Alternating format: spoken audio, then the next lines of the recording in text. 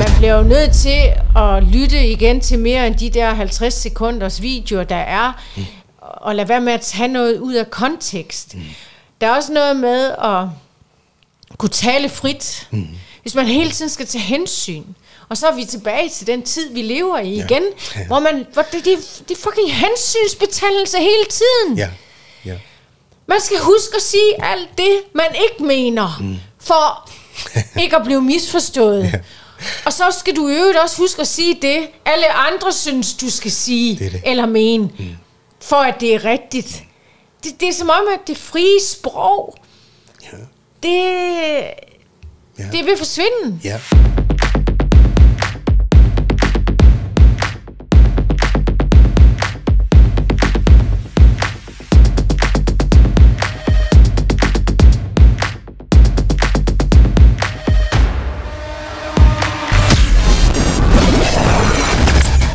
Hej Christine. Hej Thomas. Så er det tilbage til podcasten efter en faktisk ret lang sommerferie. Ja, og ret våd, må man sige. Ja, det har regnet i stridestrømme både her og der. Og alle vegne. Så vi er tilbage på Frederiksberg. Ja. Og klar til en ny sæson, eller hvad skal vi kalde det, af Ild i hjertet. Nemlig. Og vi kan godt love, at den bliver brandvarme på alle mulige måder. Vi lover, at der kommer nok ild i studiet, som tiden skrider frem. Til at holde varmen igennem en kold vinter. Ja, lige præcis. Vi får nogle gæster i studiet også indimellem den kommende tid. Og ja, apropos våd, så kan vi jo også godt afsløre, at den næste podcast, den bliver også rimelig våd, vil vi godt love. Fordi vi har lavet et samarbejde med Sindfod, kan vi godt afsløre allerede nu. Ja. Og til dem, der ikke ved, hvad det er, de kan så google, indtil vi ses igen. Ja.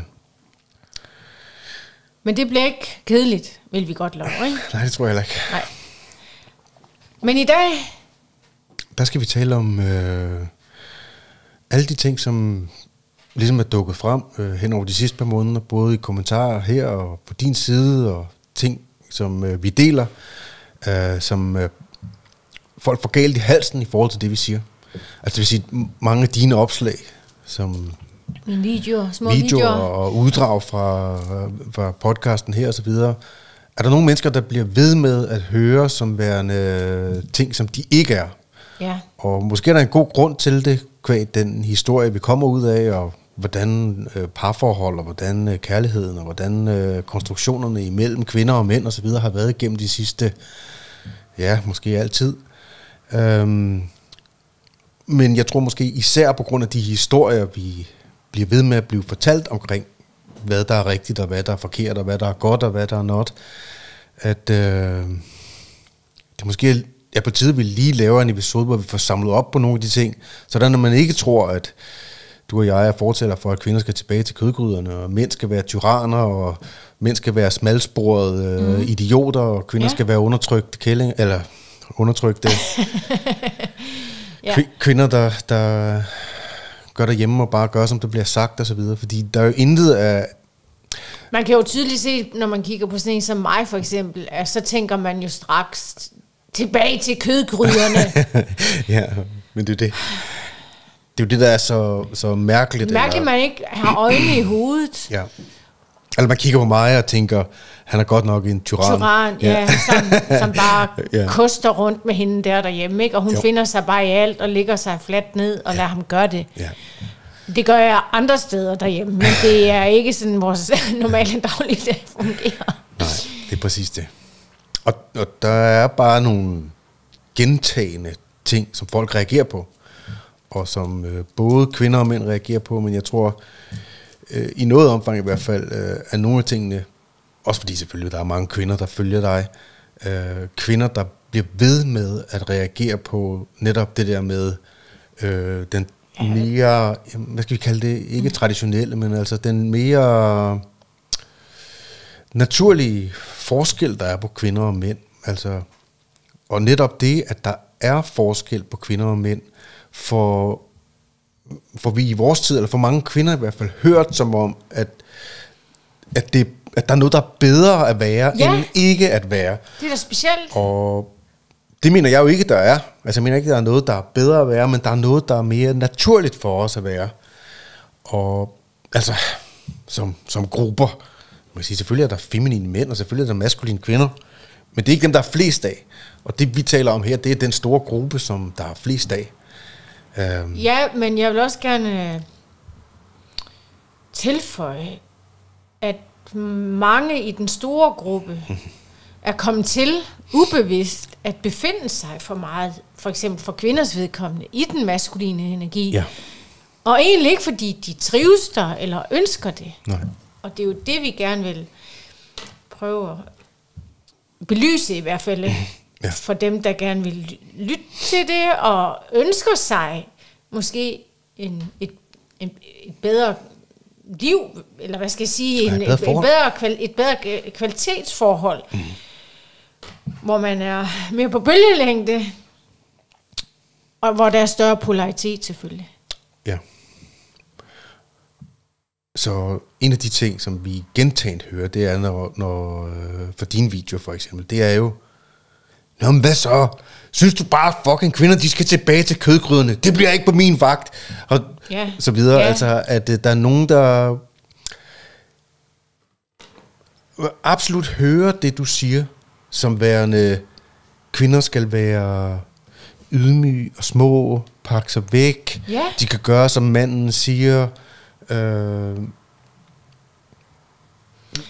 Den der husmoderrolle, som bare går afventende derhjemme. Ja, og ikke har et liv. Og ikke har et liv, og så videre. Eller noget at gå op i, eller... Og der vil jeg det er jo vildt, at man kan have den overbevisning i 2023, og få det ud af det, vi siger, når man både kigger på os, og... Altså, men de fleste, de bruger jo heller ikke 5 sekunder på at lige at oplyse sig selv og undersøge en lille smule nærmere, hvad det hele handler om. De ser et kort uddrag af et klip, de måske lige falder over nogle gange tilfældigt, og så er de ellers bare oppe på barrikaderne. Ja. Men jeg oplever også, at der er meget uvidenhed forbundet med det. Altså uoplysthed. Altså mange af de kvinder og mænd også jo, de er uoplyste. Ja. Så de ved heller ikke bedre, når man taler ind i emnet. Jeg tror ikke engang, at mange, ikke alle, men mange af dem, de ved ikke, hvad polaritet det er, for eksempel. Det virker også som om, ofte i kommentarer, at folk har et manglende ordforråd og manglende forståelse af, hvad det feminine og det maskuline handler om, og hvad forskellen på det er. Altså fordi, som jeg læser dine kommentarer ofte, så er det som om, at folk de tænker, jamen, vi er jo det hele, og det er jo rigtigt nok, at vi er det hele, men det er ikke fordelt ens i kvinder og mænd, som overordnet, som grupper. Og så er der nogen, der... Og det er der jo altså en grund. Der er jo en grund til, at vi også ser forskellige ud, og vi er forskelligt biologisk indrettet. Vores hormonelle niveauer er forskellige. Muskelstyrke, skelet. Der er alt muligt, der er forskellige i kvinder og mænd. Og at skulle antage, at hele personlighedsstrukturen, på baggrund af den platform, som den bor i, skulle være ens, er helt skør jo. Men det er der mange, der advokerer for og siger, at det har intet med biologi at gøre. Nej. Vi er en social konstruktion. Ja, men der må jeg altså bare... det vil jeg gerne stå på mål for. Altså, det mener absolut er noget pladder. Ja, og så er der mange, der siger, hvis du siger det vil vi gerne se noget evidens for. Jamen, jeg er ligeglad med behov for evidens. Brug dine øjne, altså kig på mønstrene, der er i verden foran. Og dynamikker, og mærk efter i dig selv. Bare lige et øjeblik. Tag lige et øjeblik. Bare lige mærk efter. Men udfordringen er jo altså, at delen med social konstruktion kan jo godt være sand i den forstand, at vi kan modellere os til at være bløde, flæbende, følsomme mænd. Ja. Vi kan godt dressere manden til at være nosseløs. Og vi kan godt metaforisk sætte et sæt nosser på en kvinde, men gør det dem hver især til hele fulde mennesker, altså gør det dem lykkelige, og bidrager det med det skal i deres forhold, hvis de har et sådant, eller bidrager det med det, der skal til, for at de kan tiltrække den partner, som de er naturligt tiltrukket af, eller flytter det dem fra dem selv, altså fra kernen i dem selv. Og der mener jeg absolut, at vi er endt et sted, hvor vi er på så vild afveje, at mennesker bliver mindre opfyldte og mindre glade, fordi vi flytter dem fra deres naturlige tilstand til værende noget, vi godt kunne ønske dem, det var. Ja. Vi skal konstruere, at vi skal være det samme. Vi skal være lige, vi skal være det samme. Ja. Det ville være fint, hvis vi alle sammen kunne have den samme frisyr, kunne gå i det samme slags tøj. Men det ville være fint, hvis mænd de havde lige så altså kvinder fik halve bryster, og mænd fik halve bryster, og vi fik en kønsdel af hver, og mænd kunne føde børn, og kvinder kunne lade være med at føde børn. Ja. Altså hele udslettelsen af forskellen imellem kønnene, det der i virkeligheden, i alle arter fucking på den her planet, gør, at ting fungerer. Jeg mener, det er en vrangforestilling af så vilde dimensioner, og vi har været pakket ind i den i så lang tid, at folk ikke længere ser den. Nej, og det er også derfor, så mange hisser sig op. Det er det, jeg mener. Fordi at det er ikke bare blevet en... Det er blevet en tro, altså en overbevisning, som er det er den endegyldige sandhed. Det er det, jeg mener. Så hvordan kan du tillade dig? Og så det er der faktisk flere, der har skrevet direkte til mig i kommentarspor. Det kan du ikke tillade dig at sige det der. Jo, det kan jeg. Jeg kan tillade mig at sige præcis, hvad jeg vil i øvrigt. Men det er jo specielt at være vidne til, at det er så fastgroet i os, i så mange mennesker efterhånden, ikke? Det har også været fastgroet i mig. Jeg har selv været viklet ind i den tro, indtil jeg fik øje på noget andet. Altså, vi har faktisk gået selv, hvis der er nogen, der tror, at... Det er ikke sådan, at jeg kommer fra en hypermaskulin vild baggrund og vild konservativ familie med idéer omkring stoicisme, og manden er ude og være den store forkæmper, og kvinden skal sidde derhjemme og lave mad og så videre. Det er ikke det, jeg kommer fra overhovedet. Og det er heller ikke det, jeg sådan ønsker mig i mit parforhold, at jeg skal være den, der smadrer løs, og du skal sidde derhjemme og strikke og vente på, vente på at komme hjem. Men der er nogle ting i de traditionelle mønstre, som er sande for mænd og kvinder, som hvis vi overhører dem, vi kommer til at lide under, og som vores parforhold kommer til at lide under, fordi vi både glider fra hinanden, kvinden mister respekten for manden, og manden har ikke den kærlighed i sit liv, og det, som han er tiltrukket af, og det som nøser hele varmen i altså hjertet i hjemmet, hvis kvinden bliver til en mand. Så og når først man får øje på det, så er det virkelig svært at altså man kan ikke lade være med at se det så mange steder i vores samfund. Og men også bare i det øjeblik man bliver bevidst, altså bevidsthed er jo i princippet det, vi gerne vil få folk til at få mere øje på i dem selv. Altså blive mere selvbevidste omkring, hvad fanden foregår der egentlig i mig, og hvad foregår der egentlig i mit parforhold, eller mit kommende parforhold. Fordi det vil jeg også gerne tilføje, at jo mere forberedt man er, i forhold til at have kendskab til de her mønstre og dynamikker, inden man også træder ind i et forhold, jo bedre. Fordi så skal man ikke til at rydde op, som mange skal. Ja, som du og jeg har skulle. Flere år ned ad den vej, og stadigvæk gør i øvrigt. Ikke? Det er jo ikke bare noget, der kommer let til os, ud af det blå, som om det bare er helt naturligt. Det er jo noget, vi stadigvæk også skal både aflære og lære. Og være bevidst omkring i vores dagligdag sammen. Fordi ellers så overtager de gamle mønstre bare lynhurtigt igen, ikke? Og så er det, vi konflikter. Jeg oplever det der med, du ved, nu lige snakker kødgryder og mænd og så videre. Jeg oplever det, der sker, når manden bliver blød, eller kvinden, altså når manden fjerner sig primært fra det maskuline territorium, altså fra at være den styrende er ikke det rigtige ord, men den kraft i hjemmet, der sætter en retning, som man trygt kan læne sig ind i, og som tager hånd om de ting, som skaber utryghed. Det vil sige sikkerhed, økonomisk sikkerhed, er der styr på, hvad der sker her, og hvad med børnenes det ene og det andet? Tager teten. Ikke også? Ja, og handler. Ja, handlekraft. Hvis han fjerner sig fra det, så stopper kvinden med trygt at kunne læne sig ind i hans selskab. Eller trygt ind Men hun kan slet ikke overgive sig, hvis ikke han gør det. Overgive sig er måske et ord, der er for tidligt at bruge lige nu. Men det jeg mener, det er bare, at... Okay, men hun kan i hvert fald ikke... Det hun skal for at kunne trives mere i sin feminine energi og læne sig ind i den. Hun kan ikke slippe kontrollen og styringen, hvis ikke, at hun har en mand, som formår det. Det øjeblik, han gør det, så overtager hun.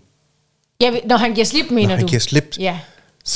Og det gør hun selvfølgelig, fordi at hun er mindst lige så interesseret i varetagelsen af hendes unger, hvis de har sådan... Løvemor. Altså, det er jo helt naturligt. Det er det, jeg mener. Selvfølgelig. Der er ikke nogen, der bare lader stå til og ser på, at nu sejler det hele, eller måske ikke sejler, men i hvert fald, nu er der ikke andre, der gør det, men det gør jeg satme så, fordi mit kuld, det skal overleve, eller det skal trives, og det skal... Altså, det er jo også instinktivt noget, der bor i det feminine i øvrigt. Det der med at ville passe på og have omsorg for at beskytte sit afkom på en anden måde. Selvfølgelig. Og hvis manden ikke gør det på den måde, som det er meningen, manden han skal gøre i parforholdet, så tager hun over. Ja. Det, der sker samtidig med, at hun tager over, det er, at hun mister respekten for ham. Og det har vi nok talt ind i før. Det er alfa og omega, det der med respekt. De fleste mænd ønsker sig i virkeligheden en partner, der respekterer dem mere, end de ønsker sig en partner, som elsker dem. Ja. Så når kvinden mister respekten, så starter hun i stedet for med at være en kontrollerende kælling. Ja. Der er nærmest ikke nogen mænd, jeg kender, altså mindre de sådan er lidt sadomasochister, som ønsker sig at leve et liv sammen med en kontrollerende kælling. Nej. Ligesom der ikke er nogen kvinder, jeg kender, der ønsker sig at leve sammen med en kontrollerende større. Nej. Men det er den mekanisme, der går i gang. Og det er derfor, jeg mener, det er så bydende nødvendigt, at vi hjælper mænd med at bygge de kræfter i sig selv, der gør, at de kan være den, der tager teten. Hvis ikke, at de har den evne i sig selv til at være den, der går forrest, så går det der mønster i gang. Kvinderne bliver heller ikke glade for det. For de ønsker sig i virkeligheden en mand. Det kan vi jo se på datingplatformen nu, vi har talt om det 100 gange. Kvinder kigger opad eller lige henover i forhold til deres mand, fordi de ønsker sig. Der bor en længsel inde i dem. Det er instinktivt. For en mand, de kan... Ja. Og jeg mener ikke se op til, som om de skal sidde, eller at han skal være dem overlegen. Altså på en måde, hvor hun er... Men de ønsker sig en mand, som de... Fordi det er en del af det, der åbner dem op. Ja. Og åbner dem op også seksuelt. Ja, det trigger virkelig også mange mænd, har jeg lagt mærke til, apropos det her med, nu vi taler ind i, hvad folk reagerer på af kommentarer og både på skrift, men også i tale selvfølgelig i vores videoer. Det her med, at de bliver provokeret af, når man siger, at kvinder de stiler op efter og gerne vil have det der, som du beskriver. Fordi de siger, at ja, det handler bare om penge, de vil bare have en forsørger, eller de vil bare have en sixpack og en forsørger, eller et eller andet, ikke? Og det er slet ikke, altså det er meget mere primalt end det, og det kommer selvfølgelig ikke fra mænd, der selv lever fra det sted. Der ligger sikkert en længsel inde i mange af de mænd, der reagerer uhensigtsmæssigt, det jeg gætter bare.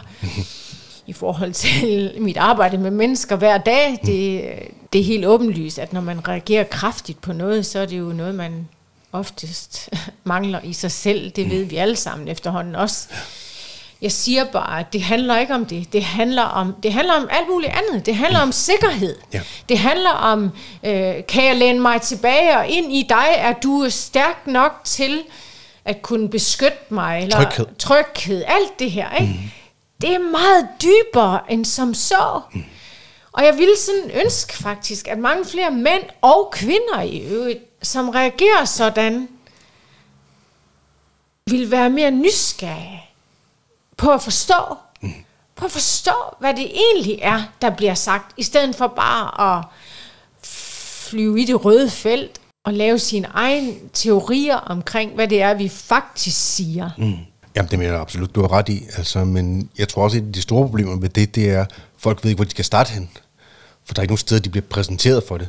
Hvor fanden kigger du hen i mediebilledet, eller hvor kigger du hen, når du kigger på, hvad der bliver sendt i fjernsynet, eller... Nej, fordi de bliver præsenteret for alt muligt andet. Der er ikke nogen, der taler det op noget sted. Altså sådan i den store, brede mainstream-flade. Skal du kigge på forskellige YouTube-kanaler, hvor der... Eller på vores podcast, for eksempel. Og når man sådan prøver at opfordre til det, så bliver man bare mødt med, nej tak, jeg skal fandme ikke høre på det lort. Nej, lige præcis. Du vil kun bruge 40 sekunder på at høre et kort klip, men du vil ikke oplyse dig selv. Du vil bare sidde og bitche og være en bitch, eller hvad ved jeg. Det er jo det. Det er jo lige præcis det. En af de andre ting, som vi også hører igen og igen, det er, at du ved, når folk ser klip af dig og mig, det er, så snakker du om alfamænd for eksempel, og så skifter kameraet til mig, og af en eller anden grund, så får folk også set, du ved mig, som om der var en, der skrev på et tidspunkt, her sidder der bare sådan en stor fucking rocker-type, der bare med muskler og alt muligt. Altså, det er begge dele. Hvad siger du? Du har fået begge kommentarer. Nå, ja. Du har også fået med omvendt foretegn. Det er det, jeg mener. Men det er jo ikke rationelt, vel? Ja, der kan jo bare høre, nu så er du en rockertype med tatoveringer, og når du har t-shirt på, så kan man godt se lidt af dine muskler. Og andre har skrevet, at du er selv feminin mand, hvordan kan du sidde og tale om alfa, og så videre. Exakt. Jamen, hallo! Der er nul, hvad det hedder, konsistens imellem, hvad der bliver sagt. Og det er fordi, at det er forskellige øjne, der kigger på det, forskellige øjne tolker forskelligt. Men der er et mønster omkring, som hedder, okay, hvis det du taler om, det er sådan noget alfa noget, så er det altså sådan en med muskler, der bare er totalt tomhjernet og så videre. Som om, at der er sammenhæng imellem det at være interesseret i at have en veltrænet krop, og skulle være... Nej, men folk får misforstået det med alfa, ikke også? Som om, at der skal være en sammenhæng imellem det at have en veltrænet krop og være dum. Ja, eller have en tatovering. Ja, eller have en tatovering. Og hvad så med alle yngre mænd i dag? De alle har jo nærmest tatoveringer. Hvad med kvinder, hvis de har tatoveringer? Hvilken bås skal vi så sætte dem i? Her er, hvad jeg tror. Kvinder reagerer, og det gør mænd i øvrigt også. Ja, jeg ved, der er lavet videnskabelig dokumentation på det i forhold til mænd, der kigger på kvinder, og det er der garanteret også med kvinder. Nej, omvendt. Ja, men det er der kvinder, der kigger på mænd, det er der garanteret også lavet for dem. Vi reagerer alle sammen, i hvert fald som gruppe, og så er der nogen, der selvfølgelig lyver for sig selv, men vi kigger alle sammen på sundhed. Og sundhed har markører i et menneske, og har i en menneskekrop. Ligesom alle dyr ude i naturen kigger på hinanden og siger, at det er en mage for mig, så kigger de på biologiske markører og siger, jeg skal have fat i den bedste genetiske pool for at føre min slægt videre. På samme måde er der i et underbevidste lag på mennesket noget i os, der kigger på, hvad ser sundt ud? Hvad virker som værende sundt? Og det er vi tiltrukket af, om vi vil være det eller ej. En del af det at være sund og være modstandsdygtig, have kraft i sit legeme, handler om, at man har nok muskelmasse på kroppen. Og hvis ikke man har det, så overlevede vi ikke igennem hele evolutionen. Så der var der ikke nogen måde, hvorpå du kunne gå, du kunne og det kigger vi alle sammen på hinanden. Ligesom mænd, de har en ratio i forhold til, du ved, med timeglas og hofter, der skal kunne føde børn. Der er noget med langt hår, sundhed, tykkelse på hår, størrelsen på bryster, fordi det har været medvirkende til, at kan de producere nok. Altså, der er udtryk over en normalkode. Det er ikke det gør ikke noget, at man afviger i et eller andet omfang fra det. Men når sundhed bliver til usundhed, så har det en konsekvens. Og det er også en konsekvens for, hvordan folk, der ikke kender en, som ikke har nogen... Det er ikke det samme, som du ikke kan være et dejligt menneske. Men det betyder 100% sikkert, at der er færre, der kigger på dig. Og det er derfor, at man siger, okay, en sund, stærk, bygget fysik, som er robust og holdbar og har kraft og power i sig, det er typisk noget, som alfamænd bærer i sig. Fordi der bor også noget i den psykologi, for mænd, der er i alfa-demografien, som ved, ikke noget med, at de har bevidstgjort det nødvendigvis, men som ved, at hvis man har afsæt i det, så forstærker det alt andet, man gør. Ja, men det bliver fortolket som om, at hvis du har muskler på din krop, så er du dum som en dør. Det er fordi... det er også så fucking hjernedødt. Der er ingen sammenhæng imellem det. Ellers så er du følelsesløs. Ja. Kold. Der er jo ingen men der er ingen sammenhæng imellem det. Altså en fyr, der ikke har muskler og ikke har tatoveringer, kan da være lige så dum som en dør og lige så følelsesløs som en, der har. Altså, det er jo bare... Det er fordi, vi har en eller anden stereotyp fortolkning af en rocker eller et eller andet, og så er det folk har i hovedet, og så bliver det sådan en. Og så er det kun sådan en, så det bliver sort-hvidt. Ja, men det er fordi... Og det er også fordi, at vi taler... Der er jo ikke, som du selv var inde på før, der bliver ikke talt højt om det. Nogen steder. Så en af årsagerne er jo for fanden også, at vi har fået gjort den følsomme mand til den rigtige mand. En del af den pakke, at et mand skal være følsom. Det er en forkert måde at udtrykke det på, men at en mand skal have kontakt til sine følelser, og skulle kunne være i stand til at udtrykke dem, er sand. Men måden vi udvikler kontakt til følelser som mænd, er ikke den samme, som vi gør til kvinder. Hvis vi sætter mænd til at udvikle deres følelser og få adgang til deres følelsesliv på samme måde, som vi gør for kvinder, hold kæft, så bliver de, og det er derfor, vi tager tit til i selvudviklingsmiljøer og spirituelle miljøer, at mændene er bøjelige, smidige halvkvinder. Ja. Der er ingen kvinder, der bliver tiltrukket af de mænd. Nej. Jo, det er der jo, men du ved... Altså, på ene siden, der drømmer de jo om noget, altså som gruppe, noget andet, som den fulde gruppe af kvinder, er der ikke særlig mange, der er tiltrukket. I hvert fald ikke feminine. I hvert fald ikke feminine kvinder. Så, og det er derfor, at underkendelsen, det er derfor, jeg sådan er efter det, underkendelsen af de traditionelle ting, der har gjort mænd til sunde, stærke, glade, raske, handlekraftige, omsorgsfulde mænd, som har taget vare på flokken på den lange bane. Hvis vi fjerner os, eller fjerner dem fra vores samfund, så fjerner vi de mænd fra vores samfund. Man kan mærke det på den, jeg tror, man kan mærke det på den her måde. Rockere, for eksempel, rockere har et broderskab. De forstærker mange af de ting, men de bevæger sig i et felt, hvor de er kriminelle. Det vil sige, de er uregulerede. Det har vi talt om før også. De forstærker de ting, som egentlig er sunde, stærke, maskuline ting. Ja, hvis det var mere altså ærligt og bevidst, og et større bevidsthed og så videre, så ville det faktisk være en god pakke at få med. Hvis samfundet var fyldt af mænd, der var stærke på den måde, men som ikke var uregulerede, som ikke var kriminelle, som ikke var halvpsykopater, og som ikke var forstyrret, altså havde personlighedsforstyrrelse og så videre, så ville vi slet ikke have et problem med rockerne. Kan du se det? Hvis der nu var 100 mænd af den karakter, for hver den ene, der var, så ville de 100 jo lynhurtigt sørge for at få reguleret vedkommende ind i flokken. Prøv at høre, du opfører dig som et fucking fjols. Ja. Du skal ikke gøre sådan her i vores samfund. Nej. Så enten, så er det 1 eller 2. Og vi foreslår, at du vælger at slå dig til os i stedet for at ryge ud i kriminalitet. Ja.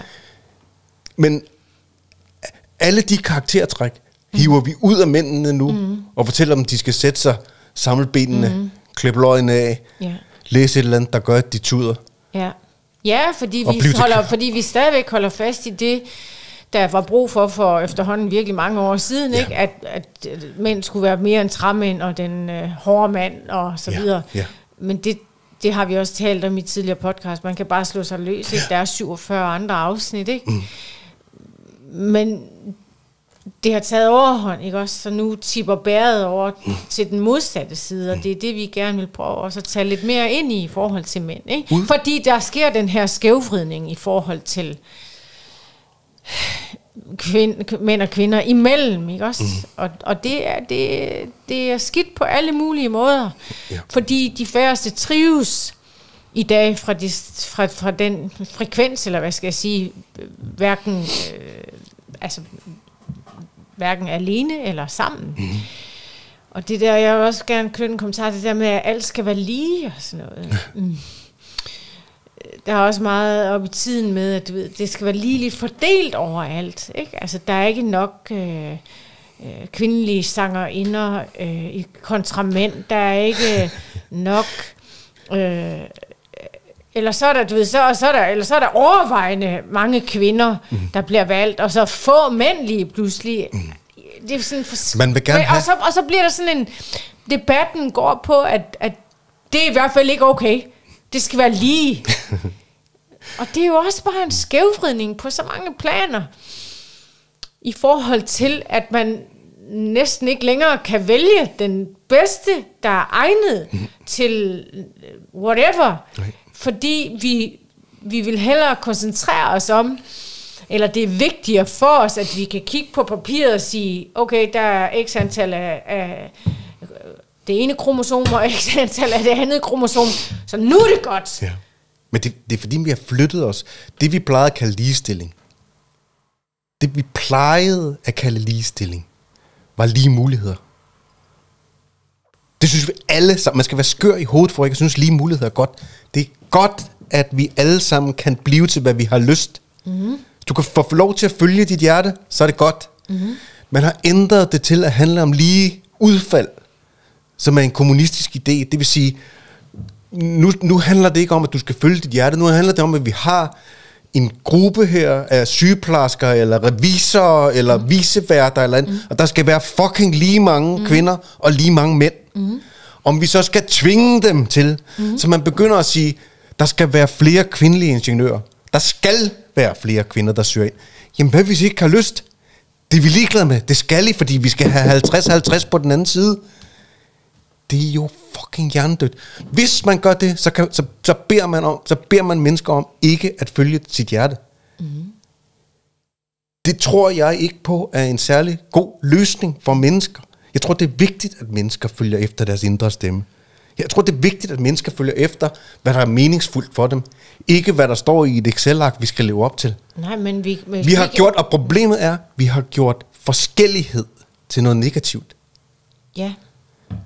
Ja, og man kan jo heller ikke tage stilling på et nuanceret grundlag. Hvis det er sådan, man vælger ud fra antal af noget, frem for, at du siger talent eller et eller andet, eller noget, der er brug for mere end andet til en specifik situation. Det er det. Det er jo helt hul i hovedet. Vil du vælges til et job, fordi du har en tidskone? Aldrig i livet, vel? Og det er jo også bare... Der er 17 kandidater med en tidsmand, som er bedre... Jeg ved godt, jeg skiller mig ud i forhold til mange, i forhold til det her emne, også vi lige taler om nu, fordi jeg har aldrig i mit liv haft en følelse af, at jeg blev valgt mere eller mindre til, eller fra, fordi jeg var kvinde. Jeg har aldrig haft en overbevisning eller et tankesæt, som gik på, at der var noget, jeg ikke kunne, hvis jeg virkelig ville det. Uanset hvad det var. Det er det. Og jeg har beskæftiget mig med flere ting i mit liv, fra jeg blev født og så op til i dag, både i forhold til mit privatliv eller fritidsliv og mit professionelle liv, som både har været til den feminine og maskuline side i øvrigt. Jeg har været leder med mange medarbejdere under mig i mange år, og styret det show med hård hånd. Jeg gider ikke engang begynde at ramse det op, det er fuldstændig ligegyldigt. Der er ikke noget, jeg har tænkt, at jeg ikke kunne, hvis jeg ville det. Det er det. Og hvis jeg ville mere, end det jeg gjorde på daværende tidspunkt, så ville jeg aldrig nogensinde sætte en stopper for mig selv, og fordi jeg tænkte, men det kan jeg jo ikke, fordi jeg er kvinde, eller det kan jeg nok ikke, fordi jeg bliver nok ikke valgt, fordi jeg er en kvinde. Det har aldrig nogensinde strejfet min tankegang. Nej. Er det fair at antage, at der er nogle fag, som kvinder er bedre til end mænd, og mænd er bedre til end kvinder? Absolut. Mænd vil formentlig være bedre på en olieboreplatform. De vil formentlig være bedre til at sidde i toppen af en telefonpæl i 40 graders frost og hugge løs for at sikre, at der var strøm i landsbyen. De vil formentlig være bedre til at lægge asfalt alt det hårde arbejde, som handler om konstruktion og så videre, som faktisk er fundamentet for, at verden kan dreje rundt. Ja. Det er skabt og bliver skabt af mænd. Det er det. Fordi vi kvinder, vi er slet ikke i stand til det. Nej. På samme niveau. Vi har ikke de... Altså, det handler igen om biologi. Vi har simpelthen ikke de evner til... Den fysiske styrke, der skal til. Det er det. Ja. Den fysiske styrke og den udholdenhed. Vi vil simpelthen brænde sammen og ødelægge os selv. Er det fair? Og hvorfor er der ikke nogen, der taler om det? Jeg ved ikke. Hvorfor er der ikke nogen, der taler om, at det skal være lige? Jeg ved det ikke. Hvorfor er det kun det... Er det fair at antage omvendt, at omsorgsopgaver varetages bedre af kvinder? Absolut. Absolut. Og er der så nogle mænd, som også kan varetage det? Ja, selvfølgelig. Selvfølgelig. Men er fordelingen i mænd og kvinder naturligt ens? Svaret er nej. Nej. Men du kan godt, hvis du vil. Ja. Vil du? Så gør det. Så gør det. Ja, præcis. Jeg er sikker på, at du godt kan få lov. Hvis du har evnerne, så slår der løs. Ideen om, at der skal være 50-50 på den anden side, og at forskellighed er noget negativt, men det er så larmende dumt. Jeg mener simpelthen, at det er til grænsen, altså på grænsen til at indtage en offerrolle. Mm. Konstant, når vi taler om det her emne, ikke? At man gør sig selv mindre, end man er. Mm. Jeg forstår det ikke. Nej. Og hvis der er nogen, der vil kæmpe den kamp, og synes, at det er det værd, og at der er noget, de ikke kan, til trods for, at de har alle de evner, der skal til, værsgo, slå dig løs. Ikke? Jo. Det leder direkte ind i den anden ting, som vi også har fået i talesat som negativt. Opmærksomhed kønnene imellem. Særligt mænds opmærksomhed imod kvinder. Og jeg er Hvad taler vi om nu? Kan du give et eksempel? For eksempel lavede du en opdatering tidligere på året på den anden side af sommerferien, dengang hvor det lige var kortvarigt varmt i juni. Nå, før sommerferien. Ja, altså at det der med, at man smider tøjet, når der bliver varmt, og kvinderne går i lette kjoler. Og men render rundt uden bluse, i hvert fald dem af dem, som ser godt nok ud til, at de synes, de kan det. Ja, de fleste af dem i hvert fald, ja. hvor jeg sagde noget med, at det var et helt naturligt og primalt instinkt, at vi vender hovedet om og kigger på det, der er attraktivt. Det er det. Og at mænd kigger på kvinder, og selvfølgelig som om, at vi kvinder skulle være hævet over. Nej, vi kigger i hvert fald aldrig nogensinde. Vi går bare og kigger ned i jorden. Jeg kunne aldrig drømme om at kigge på en lækker fyr.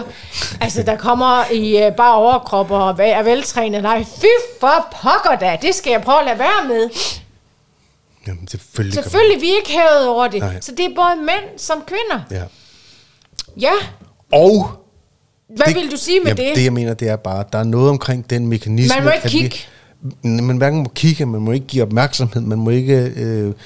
nu så for et par år siden Netflix, der måtte medarbejderne ikke kigge hinanden i øjnene mere end 5 sekunder, så var det seksuelt overgreb. Altså, at vi gør det, at den forskellighed, der er i kønnene, og det vi er tiltrukket naturligt af, altså det, der bor i os, som vi skal bruge sygt mange kræfter på at kontrollere, når vi ser noget, der er tiltrækkende, til noget unaturligt, eller til noget negativt. Og jeg er den første til at sige, både mænd og kvinder, det er ikke så stort et problem med kvinder, som det er for mænd, men mænd, der overskrider kvinders grænser. Jamen det er også det, nu afbryder jeg lige. De skal fucking have penge skåret af. Nu bliver jeg nødt til at sige noget også, ikke? Men du kan godt høre det, ikke? Ja. Fordi man siger eller laver et opslag, hvor man i tale sætter, at det er helt naturligt, at vi kigger, og at det må vi godt. Ja. Det er sgu da ikke meningen, at man skal gå og kigge ned i jorden, fordi man er bange for, fordi vi lever i en tid, som dikterer, at hvis en mand for eksempel bare kigger efter en kvinde, som er mega hot, så betegner vi det nærmest som et overgreb. Jamen, du kan jo godt se, altså, og det er faktisk, nu vender jeg lige tilbage til det opslag, jeg lavede, som handlede om det med at kigge efter lækre mennesker og dejlige mennesker på gaden, der er let påklædte. Der var en, der skrev i øvrigt her for nogle dage siden, det kunne jeg ikke tillade mig at sige.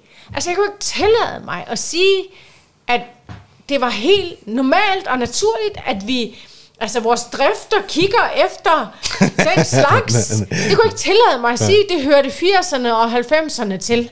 Hold nu, hvordan kan jeg høre? Det er det, der er så larmende dumt. Det er så blødende, at det nærmest strømmer ud. Ja, det bløder ud af ørerne for helvede, når man hører sådan noget. Gå ud i en skov. Alt, der larmer af fugle og hjorte og frøer og alt, hvad der kan sige en lyd derude, prøver fucking at tiltrække en mage. Det hele er drevet af forstærkning af signal, der gør, at jeg kan formere mig. Den mekanisme er mennesker ikke hævet over. Den er vi alle sammen flettet ind i. Ja. At skulle forestille sig, at vi kan trække eller dressere det ud af os. Det er ikke lade sig gørligt. Vi kan manøvrere med det. Og vi kan sige, at der er en grænse et sted, og det var det, jeg var ved at sige før, hvor du selvfølgelig helt åbenlyst begår et overgreb. Hvor du skal have penge klippet af, eller du skal medicineres, eller du skal... Der er ting, der ikke er okay, men et blik er fucking ikke af dem. Hun skrev jo også, at eller mænd, der fløjtede efter kvinder. Hold da op. Det skrev måtte jeg også ligesom pointere, hold nu op. Det var godt nok. De fløjter lige frem. Ja. Og der må jeg også bare sige, nu er jeg selv kvinde, sidst jeg tjekkede i hvert fald, eller sidst jeg valgte det i disse tider. Sidst jeg valgte at være en kvinde, der har jeg alligevel også noget erfaring på bagen i forhold til at opleve mænd kigger, glor, fløjter, råber efter mig, fordi de synes, jeg var lækker, eller smuk, eller hvad de nu synes. Jeg er da ligeglad. Jeg har da aldrig nogensinde tænkt, at det var... Ej, fy for fanden en klapstøder. Ja, for selv. Altså, min påstand er... Det er da muligt, at de mænd ikke er noget for dig. Men det er jo...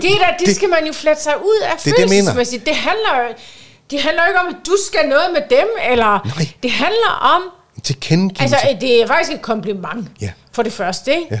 Og for det andet, så vil jeg våge den påstand, at kvinder, der ikke er i synk med dem selv, og har et intakt, højt selvværd, er dem, der reagerer med modstand på den slags. Det. Fordi hvis man hviler i sig selv, og man godt kan lide sig selv, og man godt ved, at det ikke handler om noget negativt, og det er ikke nogen, der vil en ondt, og at det faktisk er en beundring og et kompliment, så kan man da umuligt reagere på det, som om det er et overgreb. Som om det er noget, der er forfærdeligt. Eller som om det er noget, der er forfærdeligt, eller... Skal mænd følge efter kvinder på gaden? Nej. Jamen, det er det. Men det bliver det sammenlignet det med nærmest. Skal mænd tage på kvinder på en klub? Nej. Det blev sammenlignet i den... Skal mænd snige den ind, hvis de skal sove på en sofa sammen med en kvinde, uden at hun er med rigtig på den? Nej. Nej, der blev sagt, eller skrevet også, i den her forbindelse, og det blev sammenlignet med, at mænd tager os på kvinders lår og røv til julefrokost og sådan noget. Og det var godt, vi havde MeToo, fordi det er mændenes skyld. Ja. Ja. Nej. Det er virkelig vigtigt, det her. Fordi der sidder kvinder derude og spreder sådan noget toksisk plammer og giver alle mænd skylden. Og det er mændenes egen skyld. Som mændenes egen skyld. Så det er præcis den slags, der gør, at vi er kommet hertil, hvor vi er ikke kun, men også, fordi der er den slags kvinder derude, som siger mænd ikke længere må være mænd. Og jeg taler ikke om at klappe i røven, eller noget i den stil, eller tilnærmelsesvis. Nej. Men mænd må ikke længere være mænd. Det er det. Vel? Så det går fra, nej, du skal ikke klappe en kvinde i røven til julefrokosten. Selvfølgelig skal du ikke det. Men du skal absolut heller ikke kigge på hende på gaden. Og så videre. Ja. Og så videre, og så videre. Det er det. Det går ikke. Hvis man fratager samfundet den gode mand, den gode stærke mand, den mand, der udvikler alle de karaktertræk, som vi under en paraply kan kalde alfa, selvom at du måske ikke er i kulturen af alfa, eller du ikke er i din gruppe af alfa, men at du forsøger at fremelske mere af de kvaliteter i dig selv. Hvis vi fratager samfundet og kvinder det, så er der ikke længere nogen, der kan beskytte kvinder. Nej. Og så er kvinder prisgivet alle de uregulerede mænd, som ikke ved, hvor grænsen er. Så er der ikke nogen af os tilbage, der kan stille os imellem og sige, makker, enten så fjerner du fingrene nu, og går hjem og lægger dig i din seng, tænker over dit liv over, eller også så får du knaldet dine tænder ud. Den trussel vil ikke være til stede mere for den type mand. Så vil der kun være politi og retsvæsen, når forbrydelsen er sket, eller når overgrebet er sket. Det er det, der sker ved, at man slår alle mænd ind under den paraply og siger, at det er alle mændenes skyld. Mændene ligger selv som, og det er alle mændene, vi skal have lavet om. Og der er jo selvfølgelig er der nogle gode mænd. Det er den følsomme, bløde mand. Altså vedkommende, der ikke er i stand til at kunne stille sig imellem. Jeg mener simpelthen, at det er en overkorrigering af, hvad der er brug for. Jeg er fuldstændig med på, at mænd ikke skal begå overgreb på kvinder. Men hvis man fratager mænd at være mænd, så fratager man samfundet. Og endnu værre, altså det mener jeg virkelig den værste konsekvens ud over parforholdet, så fratager man børnene den rollemodel, de har brug for at udvikle den fulde psyke. Ja, og især drenge. Også kvinder, eller piger, men især drenge. Ikke? Ja. Og så ruller den snibbold egentlig bare. Ikke? Så kommer næste generation, og det bliver bare en flok skvat. Ja, det bliver værre og værre. Held og lykke, siger jeg bare. Mindre og mindre robuste, og mindre modstandskraft. Lettere og lettere at manipulere for dem, der har lyst til at skulle manipulere, om det er forretningsliv, eller om det er politikere, eller om det er demagoger. Ja. Det er det. Så er der ikke nogen, der kan stå imod, og så... Eller medicinalfirmaerne. Eller medicinalfirmaerne. Ja, jeg kommer også til at tænke på, at der er også mange, der misforstår, apropos hvad emnet er i dag, at I generaliserer os. Det er ikke alle mænd, eller alle kvinder, eller du ved, der whatever, hvad vi nu taler om. Og det er også bare sådan en påstand, som man griber ud af den blå luft, fordi selvfølgelig mener vi heller ikke, når vi taler om de emner, vi gør, alle mænd eller alle kvinder. Det kan man jo ikke. Men man bliver jo nødt til at lytte igen til mere end de der 50 sekunders videoer, der er, og lade være med at tage noget ud af kontekst. Der er også noget med at kunne tale frit, hvis man hele tiden skal tage hensyn. Og så er vi tilbage til den tid, vi lever i igen, hvor det er fucking hensynsbetændelse hele tiden. Ja. Man skal huske at sige alt det, man ikke mener, for ikke at blive misforstået. Og så skal du i øvrigt også huske at sige det, alle andre synes, du skal sige eller mene, for at det er rigtigt. Det er som om, at det frie sprog, det vil forsvinde. Ja, men altså, det er jo absolut, det er jo en af mine kæpheste. Altså, at vi ved at skulle sanitere, altså vi skal rense vores sprog fra alt, hvad der er forkert. Klinisk rense. Eller vi skal på forhånd, skal vi i vores tanker, vi må ikke tænke noget forkert, fordi at for de fleste af os, der er så direkte sammenhæng imellem, hvad vi tænker og hvad der når at komme ud af munden, at vi ikke længere kan tænke frit, men vi skal tænke igennem en korrekt boks, køre det igennem et eller andet form for klorin, før det kan komme ud af munden på os, fordi vi for Guds skyld ikke må blive misforstået på nogen måde af venner, familie, kunder, fremmede osv. Det ødelægger os at have de 1000 kameraer inde i vores hoved, der hele tiden skal holde øje med. Overvåger os, at man skal fucking sige det rigtige, eller så skal du ikke sige noget. Ja, så man overvåger sig selv hele tiden.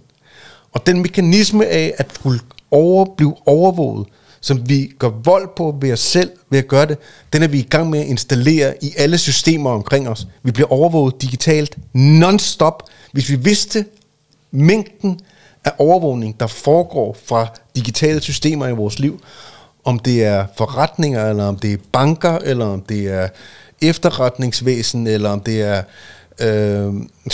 vores supermarked, vi bare handler i, de er alle sammen ved at installere systemer, som holder øje med, hvordan... Gør du det rigtige? Ja. Og hvis er du ikke klimabevidst, så er du nok ikke så god en bankkunde, som du plejer at være. Så det skriver vi os lige bag øret. Exakt. Og så videre, og så videre, og så videre, og så videre. Ikke? Det er det. Det skaber sygdom i et samfund, og det skaber syge mennesker. Og vi kan se konsekvenserne af det bare ved de unge 20-25-årige nu, hvor hver tiende siger, at jeg skal ikke have børn. Den der sygeliggørelsen af, at man kan have en forkert tanke, som det er ulovligt, hvis du vil blive ved med at være en del af det gode selskab, at give udtryk for. Det fører ingen steder hen andet end lort. Nej, eller bliver med far for at blive udskammet, ikke også? Ja. Vi må diskutere de idéer, vi har, og dem, som så har virkelig dårlige idéer, de idéer må vi tale ned. Men vi kan ikke bare lade nogen styre afsted med at sige, det er sådan her, det er, og hvis ikke du synes det, så er du et forfærdeligt menneske. Vi må have større tiltro til hinanden, og herunder, i forhold til det, vi taler om her, vi må have større tiltro til mænd, vi må have større tiltro til kvinder, og i min optik finder vi og får vi større tiltro, hvis vi kigger på de naturlige mønstre, som der har været indbygget igennem tusinder og tusinder og tusinder af år i mænd og kvinder, og i de idealiserede billeder, som vi igennem kunst og trossamfund eller religion har holdt op og sige, prøv at blive en lille smule mere af det her, for at blive en sund mand, en god mand. Ikke stræbe prøv at gøre en lille smule mere efter det her, for at blive en sund, god, dejlig kvinde. Du må ikke stræbe mere. Altså hvis man siger, at folk de skal stræbe efter at blive, få fat i mere af sig selv, mand som kvinde, det kan du ikke sige højt nærmest heller. Det ved vi jo selv også, når vi taler egentlig bare i sundhed og så videre. Men det bliver man nødt til. Man bliver nødt til. Det bliver mødt med modstand. Det bliver mødt med igen den der offergørelse af sig selv i forhold til, nej, men jeg er i hvert fald ikke god nok så, fordi at der er jeg jo ikke, eller der befinder jeg mig ikke, så det du siger, det er altså ikke lige med, at man ikke er et godt nok menneske, selvom man ikke har, eller er veltrænet, eller er udviklet følelsesmæssigt, eller og så videre. Det bliver jo sådan modtaget. Ja.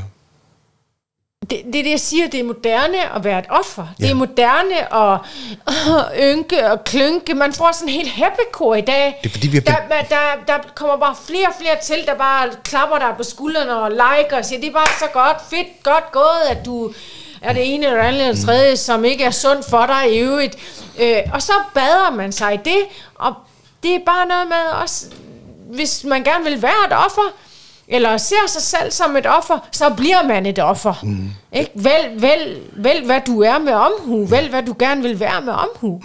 Problemet, vi har skabt, er, at vi har gjort dem, som synes, eller som vi kollektivt kan sige, de mest marginaliserede, undertrykte, dem har vi gjort til de største helte. Men den tilstand, de er i, er ikke god for dem. Så vi tager en tilstand, der i virkeligheden er totalt lort for mennesket og siger, hvis du har det sådan, så er du den, der har mest indflydelse. Så er du den, vi skal lytte mest til. Det tror jeg ikke på. Jeg tror ikke på, at det er godt for en kultur. Jeg tror ikke, det er godt for et samfund. Jeg tror ikke, det er godt for mennesket at vende hele bøtten på hovedet. Jeg er fuldstændig enig i, at der er mennesker, der er undertrykte som ofre. Men vi hjælper dem ikke ved at hæve dem op til at være nummer 1. Vi hjælper dem ved at løse deres udfordringer og deres problemer en for en. Ja, de selv løser dem. Ja, men vi kan godt hjælpe dem med til at støtte dem og så videre. Støtte dem, men vi skal ikke hjælpe dem med at fastholde sig i den tilstand og situation. Præcis. Og det er det, man gør, hvis man vender det på hovedet. Og af en eller anden grund, så tror vi, at vi kan normalisere det ved at vende det på hovedet. Så kan vi normalisere det, at de er, om ikke andet, føler sig undertrykte, eller føler sig marginaliseret, ved at normalisere, ved at forsøge at normalisere det. Men det ændrer ikke på, hvordan de har det. Nej. Man kan mærke det, hvis man siger, altså, jeg er overvægtig, jeg har ondt i alle mine led hele tiden, jeg skal spise medicin, jeg kan ikke finde en kæreste, jeg kan ikke få min økonomi til at hænge sammen, jeg har heller ikke noget sted at bo, desuden har jeg også en seksualitet, som andre de synes er mærkelig, og så er der også noget i mit genetiske ophav, som gør, at min hudfarve, de kigger sådan mærkeligt på mig. Hvis man fastholder mennesker i den tilstand af ynk og offergørelse, som der er i det, som det er let at falde ned i. Jeg kan godt forstå, at man kan føle det, at det kan være let at falde ned i.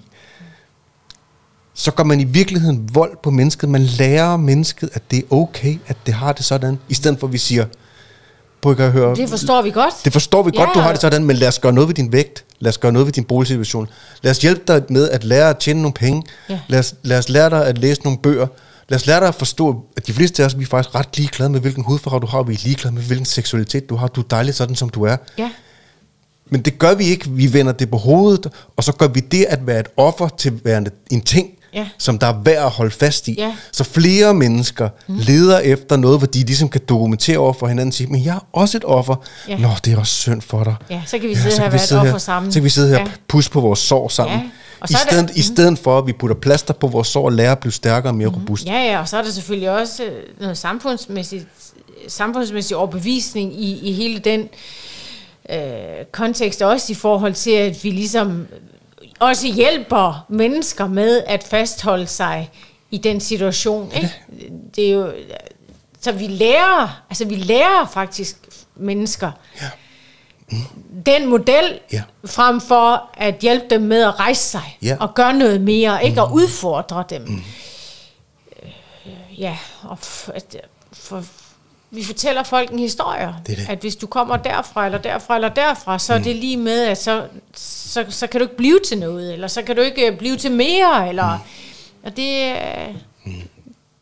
er med løg på. Ja, det passer ikke, fordi hvis det var sandt, så ville alle de andre, som har været i samme situation, som faktisk har formået at ændre deres tilstand og ændre deres liv, så ville de jo heller ikke kunne gøre det. Men der er jo masser, der har ændret deres livsomstændigheder. Jeg taler selvfølgelig ikke om dem, der slet ikke har ressourcerne. Altså, det er jo en minoritet i forhold til det store billede.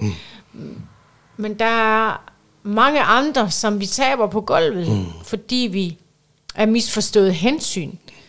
Støtter dem i at bare være offer og blive fastlåst. Der må jeg sige, i forhold til den snak, vi har her om kvinder og mænd og så videre, ting, som bliver misforstået, hvad vi siger, der er absolut også en gruppe af mænd, som hænger fast i offermentalisme. Jamen kvinderne, de er også bare, de vil ikke have noget, de vil kun have dem og så videre. Jeg sidder bare her og så videre. Altså, hvor man borer sig selv ned i en offerrolle af, at kvinderne er også bare slemme, og kvinderne, de er diskriminerende. Ja, de er selv skabte, og de kvinderne vil også kun have dem, der har penge og muskler og ressourcer og så videre. Eller jeg gider ikke kvinder mere, jeg har opgivet på den kærlighed. De kan sgu passe sig selv. I stedet for fucking at gribe fat om klokkerne på sig selv og sige, okay, det er et spil det her. Hvordan helvede vinder jeg det? Fordi spillet er ikke lige. Spillet er ikke fair. Præmierne bliver givet til dem, der gør en indsats. Præcis. Der gør en indsats. Og det der med at sætte sig ned og tude over, at man ikke får noget fisse.